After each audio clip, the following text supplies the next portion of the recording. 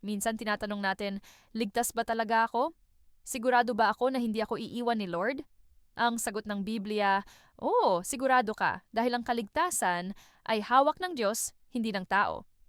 Sabi ni Jesus sa John 10:28 and 29, I give them eternal life, and they shall never perish. No one will snatch them out of my hand. My Father, who has given them to me, is greater than all. No one can snatch them out of my Father's hand. Grabe, di ba? Eternal life ay hindi temporary, kundi forever. Ang kamay ni Jesus at kamay ng Ama ang nagtataglay sa atin. Hindi kahinaan mo ang basihan ng assurance, kundi kapangyarihan ng Diyos. Kaya, kahit may doubts ka, kahit nadadapa ka, tandaan mo, secure ka kay Kristo. Hindi ka niya iiwan, hindi ka niya bibitawan. Pag may dumadating na doubt sa kaligtasan mo, saan ka kumakapit? Sa sarili mong effort o sa pangako ng Diyos?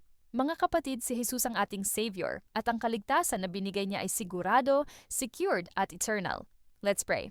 Panginoon, salamat po sa katiyakan ng aking kaligtasan. Salamat na hindi ito nakadepende sa akin, kundi sa iyo.